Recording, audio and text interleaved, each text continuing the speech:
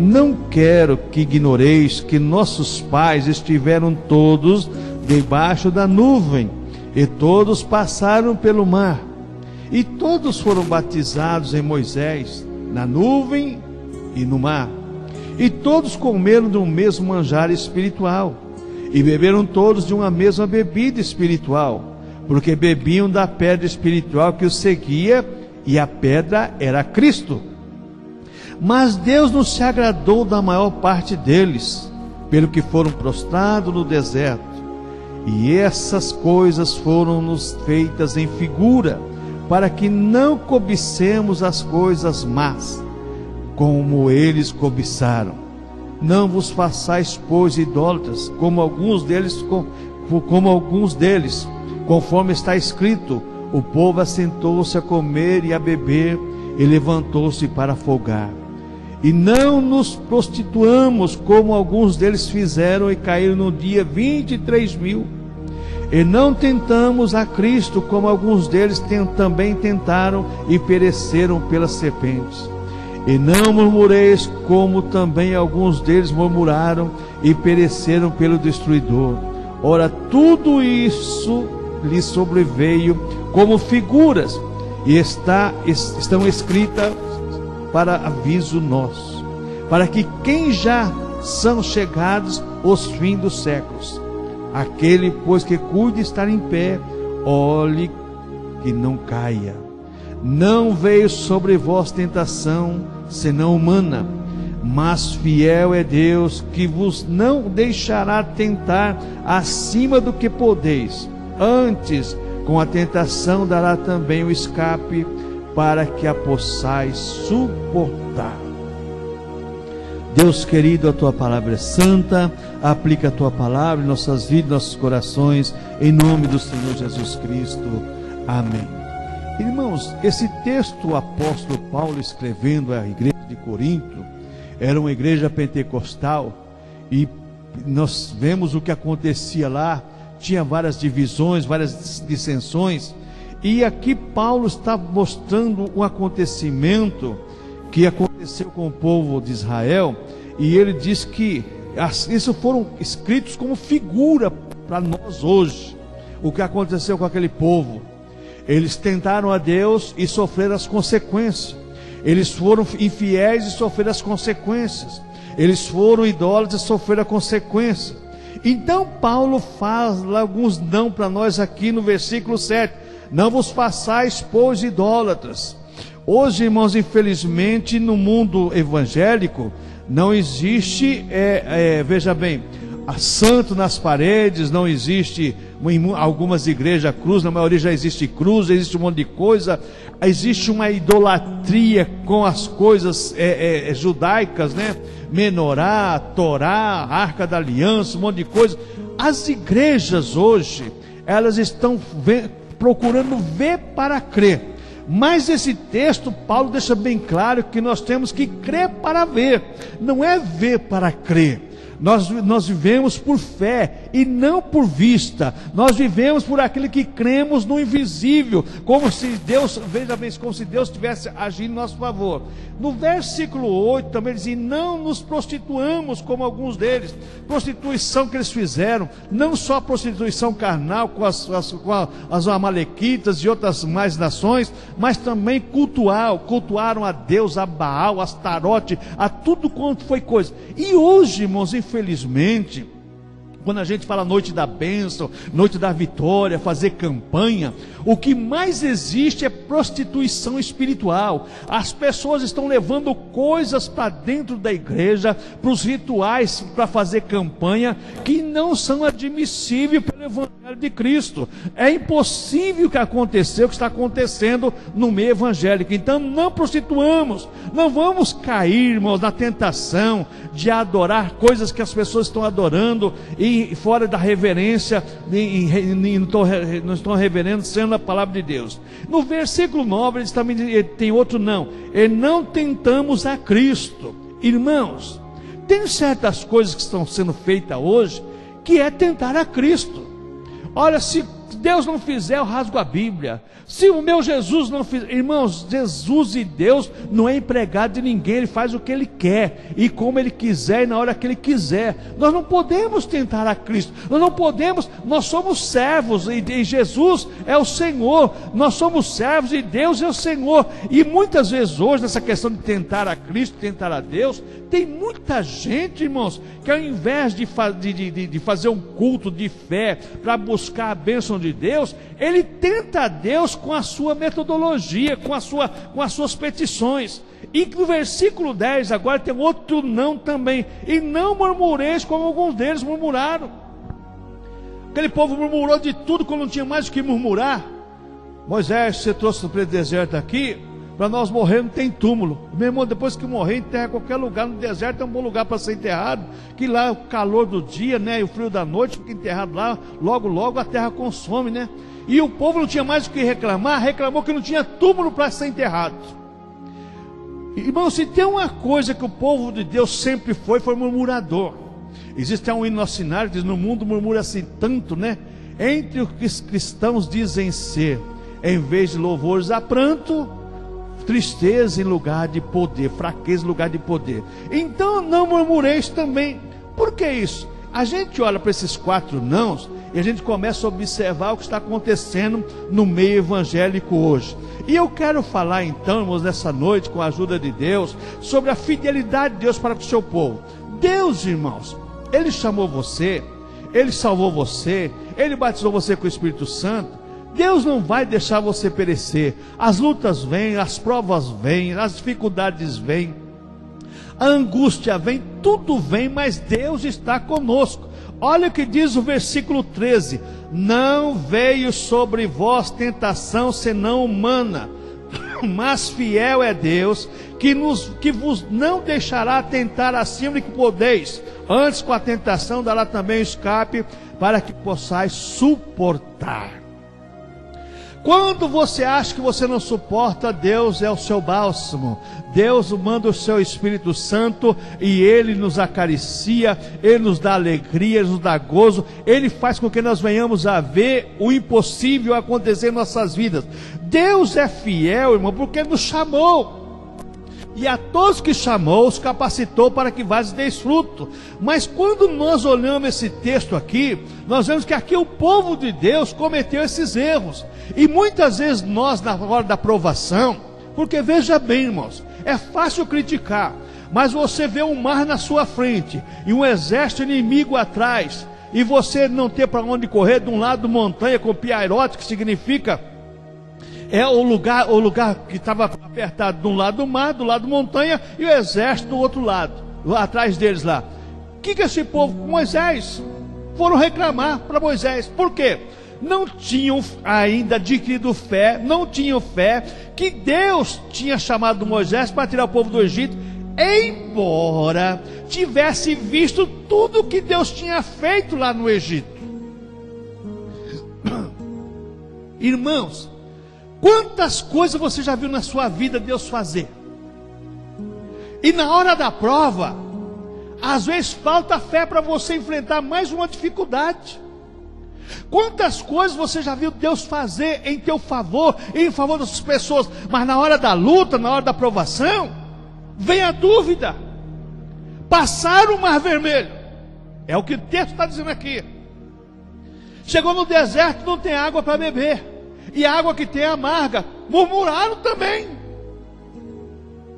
Precisa Moisés agora interceder a Deus, e Deus mostra uma árvore, e Moisés corta a árvore, joga na água, e a água se torna doce. As águas de Mara, que era amarga, se torna doce. O povo, irmãos, o povo cansou de ver os milagres. Outra hora não tinha água para beber. Moisés, o povo estava tão saturado do povo, que era para ele falar com a rocha, porque a Bíblia diz aqui que eles beberam da mesma água, eles foram batizados de Moisés, comeram o mesmo manjar, beberam todos da mesma bebida espiritual, porque bebiam da pedra espiritual que os seguia, e a pedra era Cristo. Era só para Moisés falar com essa pedra que ia sair água, mas Moisés estava tão saturado da reclamação daquele povo, da murmuração, que ao invés de ele falar com a pedra, ele deu uma cacetada na pedra, deu uma pancada com o cajado na pedra para sair água. Foi aonde ele perdeu o direito de entrar na terra prometida, porque era para ele falar com a rocha, com a pedra, e não bater na pedra. Como diz alguns teólogos, né? Moisés foi o único homem que bateu em Cristo. Porque a pedra diz aqui, ó, olha aqui, ó. E beberam, verso 4, e beberam todos de uma mesma bebida espiritual, porque bebia da pedra espiritual que os seguia, e a pedra era Cristo. Era para ele falar com a pedra, mas o povo na orelha dele, dia e noite, reclamando. Irmão, se tem uma coisa que irrita o ser humano, é reclamação no seu ouvido dia e noite. Sabe, Salomão disse que é melhor morar no deserto, no deserto, do que morar com uma mulher rixosa e iracunda, que fica o dia inteiro falando e a noite inteira reclamando, né? O ser humano não aguenta reclamar. Agora imagina Deus, irmãos, ouvindo nós o dia inteiro e noite inteira só reclamando. Reclama do sol, reclama do frio, reclama da noite, reclama do dia, reclama da chuva, reclama que não chove, reclama do pão, reclama da água. Irmãos, o povo de Deus sempre foi murmurador, mas Deus quer nos ensinar uma coisa, irmãos. Em vez de murmurarmos, vamos louvar o Senhor, adorar o Senhor, porque vindo a provação, vindo a prova, vindo a dor, vindo a angústia, vindo a tribulação, Deus é o nosso escape. Assim como Deus esteve com esse povo no deserto, não desamparou esse povo. De dia estava com a nuvem cobrindo o povo do calor do deserto, e à noite a coluna de fogo, e tinha água para eles beber no deserto, que não faltou água para eles de maneira nenhuma. Embora o povo visse tudo isso, ainda reclamaram.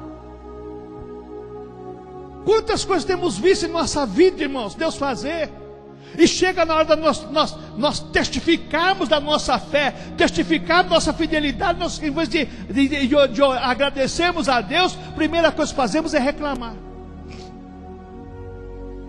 Irmãos, noite da bênção, noite da vitória, é para nós levarmos a gente fazer uma campanha de fé, para a aquisição daquilo que nós necessitamos. Mas Deus não sabe, pastor, Deus sabe, mas Deus quer que exercitamos a nossa fé, como diz aqui o versículo 6, e essas coisas foram feitas em figura, para que não cobicemos as coisas más, como eles cobiçaram, mas vamos cobiçar as coisas boas, como diz aqui o versículo 12, aquele pois que cuide estar em pé, olhe que não caia. Às vezes eu vejo as pessoas criticando, os hebreus criticando o povo de Deus lá do passado, mas hoje em dia também, irmãos, nós muitas vezes, ao invés de nós provarmos a nossa fidelidade para com Deus, provarmos a nossa fé para com Deus, muitas vezes ao invés de nós provarmos, nós reclamamos. Então Deus é fiel, Ele nos chamou, nos salvou, batizou com o Espírito Santo. Você acha que Deus vai deixar você perecer na prova? Você acha que Deus vai deixar você perecer no meio do caminho? Não, de maneira nenhuma. Jesus falou em Mateus 28:20, a maior promessa para os cristãos: eis que eu estou convosco todos os dias, até a consumação do século. Deus tirou o povo do Egito e andou com aquele povo dia e noite no deserto, irmãos. Deus na tua vida, em qualquer momento da tua vida, seja no dia, seja na noite, seja no sol, seja no calor, seja na angústia, seja na alegria, na tristeza, não sei, qualquer momento da tua vida, Deus está com você. Deus é fiel, irmãos, fiel que nos chamou. Deus é fiel para conosco. Outra coisa, irmãos, Deus é fiel conosco em qualquer situação. Às vezes, irmãos, nós só achamos que Deus é fiel na hora da bênção, mas na hora da provação também Deus é fiel.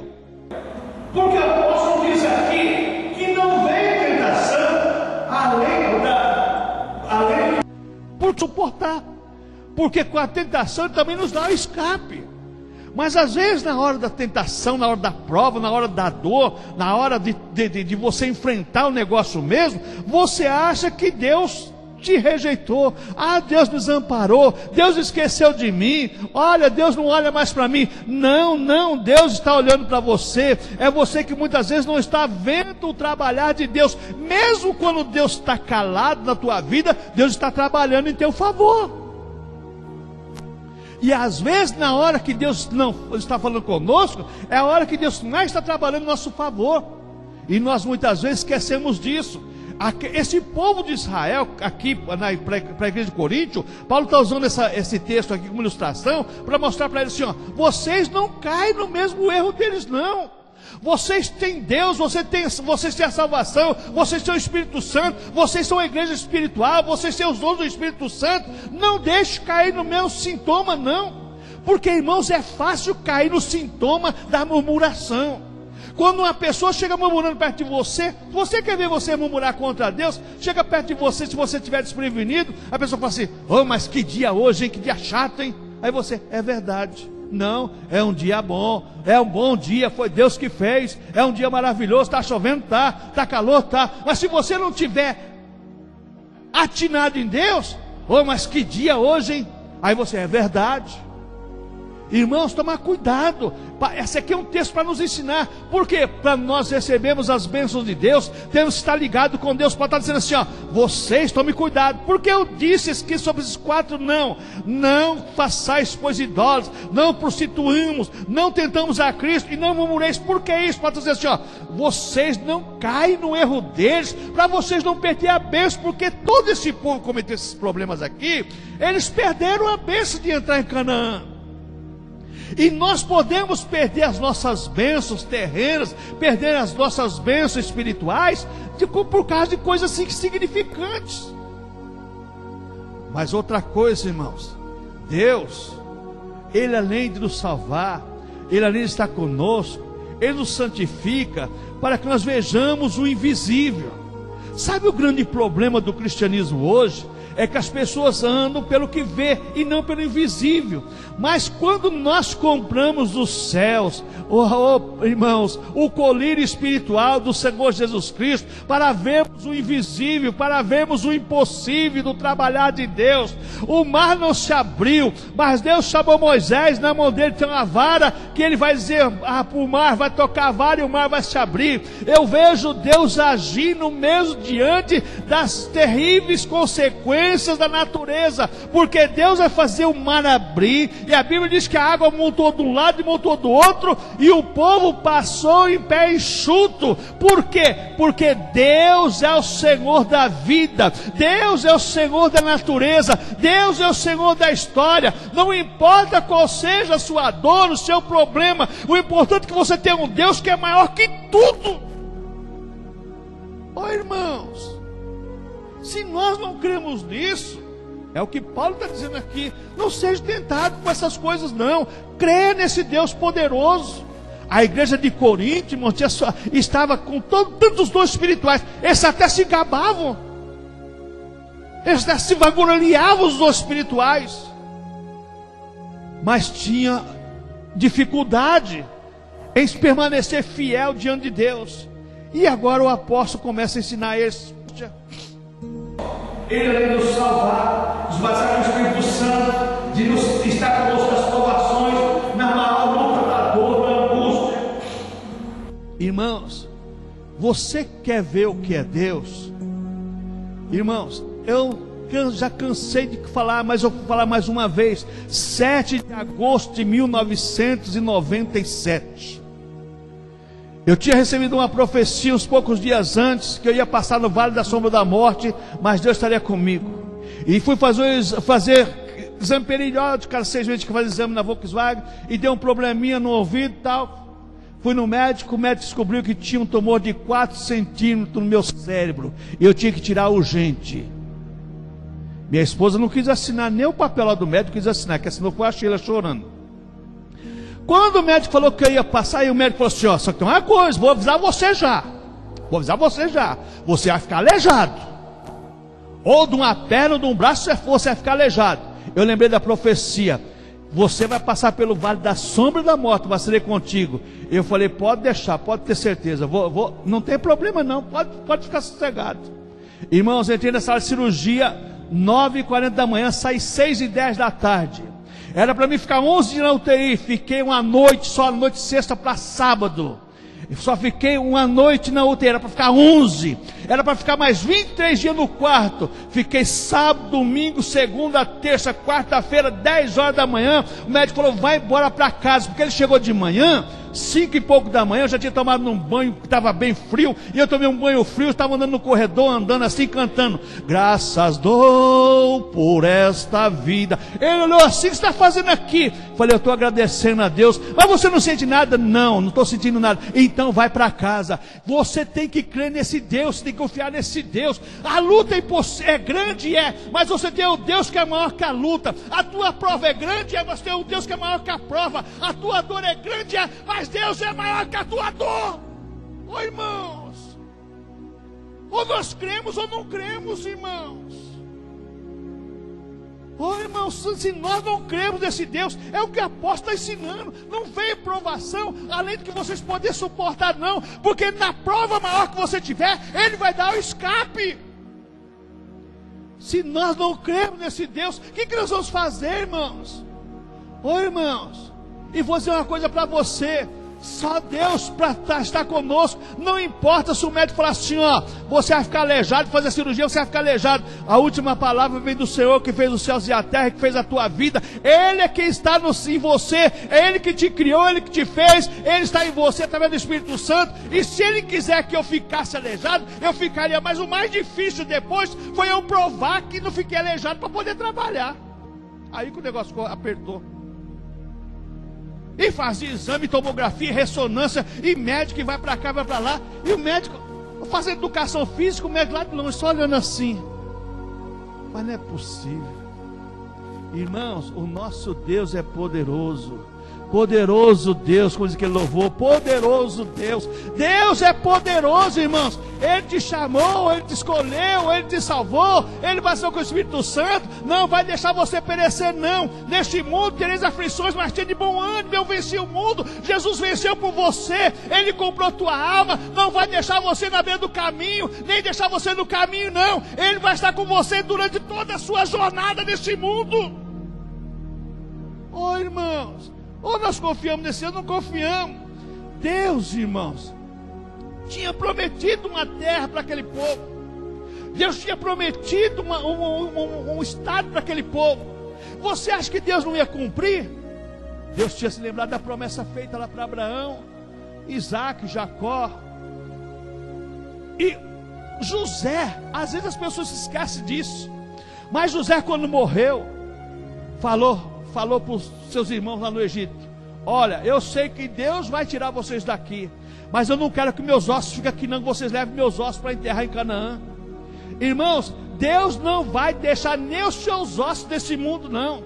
Porque um dia Jesus vai vir arrebatar a sua igreja e você vai ressuscitar no corpo glorificado. Você não vai deixar, Deus não vai deixar nada de você nesse mundo, não, porque você pertence a Ele. Oh, irmãos, ou nós cremos ou não cremos, ou nós vivemos o Evangelho. A igreja de Corinto, a igreja pentecostal, ou a igreja tinha todos os dons, estávamos suportando algumas coisas. Por quê? Porque estavam murmurando, porque estavam adulterando espiritualmente, não só fisicamente, mas principalmente adulterando espiritualmente. Estavam tentando a Cristo, porque eu era de Paulo, outro era de Apolo, outro era de Cefo. Irmãos, Deus quer o teu coração, a tua mente. Deus quer que você esteja diante dele, para que ele possa operar na tua vida, concluir a boa obra que ele começou na tua vida, no teu lar, no teu trabalho. Deus quer de nós, irmãos, obediência e reverência, porque ele quer agir nas nossas vidas. Deus cumpre nas nossas vidas as suas promessas. Tem um hino no cantor cristão, parece que tem na harpa cristã também, diz assim: de Deus muito firmes são as promessas, falhando tudo, não falhará. Quando o socorro terrestre cessa, os dos céus não cessará. O homem pode prometer para você, pode não cumprir. O homem pode prometer para você não fazer, mas as promessas de Deus é fiel e justa na tua vida. Deus vai cumprir as promessas. Como diz o louvor, Deus cumpre as promessas. Deus cumpre o que diz. Deus falou, está falado. Ele concretiza a boa obra, porque Ele é Senhor das nossas vidas. Ele é o Senhor da igreja. Ele quer ver a sua igreja neste mundo gozando das delícias celestiais e daquilo melhor que Ele tem para nós nesse mundo. A herança do povo lá era uma terra que emanava leite e mel. No deserto o povo estava chorando. A nossa herança espiritual é um céu de glória, é um céu de luz, é a vida eterna com o Senhor. Mas muitas vezes as dificuldades da vida, os problemas da vida, nos levam a murmurarmos e esquecemos das delícias celestiais, como o povo do deserto esqueceram que eles iam possuir uma terra que manava leite e mel, uma terra em que precisou 2 homens para carregar um cacho de uva. Nas provas nós esquecemos do melhor que Deus tem para nós. Nas angústias esquecemos o melhor que Deus tem para nós. Mas Deus quer que nós lembremos que Ele disse para o povo de Israel assim, ó, lá vocês vão ter uma terra que mana leite e mel. Lá vocês não vão plantar, porque já tem tudo plantado para vocês. Como a Bíblia diz, quando eles entraram lá em Canaã, eles comeram do fruto da terra. Naquele dia que eles comeram do fruto da terra, cessou Deus de mandar o maná do céu, porque eles agora Deus tinha um alimento para eles comer, os alimentos terrenos, deixar de comer o pão do céu. Irmãos, nós só vamos deixar de comer as coisas terrenas quando nós estivermos comendo o pão dos anjos junto com os anjos no céu. Mas Deus, enquanto nós estivermos aqui, irmãos, Deus não vai deixar você sofrer as consequências desse mundo. Deus vai muitas vezes nos provar, mas Deus vai nos capacitar. Deus vai nos provar, mas Deus vai nos abençoar para vencer todas as provas. Como diz o versículo 13 aqui: não veio sobre vós tentação senão humana, mas fiel é Deus que não vos deixará tentar acima do que podeis. Você não vai sofrer as consequências, porque Deus conhece a tua estrutura, e como diz Moisés, sabe que nós somos pó. Deus sabe que a nossa estrutura é frágil, é fraca, mas nós temos um Deus poderoso habitando dentro de nós através do Espírito Santo. Irmãos, tem momento da vida que é difícil, tem situação que é difícil, mas você tem um Deus do impossível. Como ele disse para Marta, tudo é possível ao que crê. Se você crê, você vai ver a glória de Deus na tua vida. Os teus problemas serão sanados, as lutas serão sanadas, os problemas serão consumidos, porque nós temos um Deus que trabalha em nosso favor. E Deus é fiel, irmãos, mesmo quando nós somos infiéis.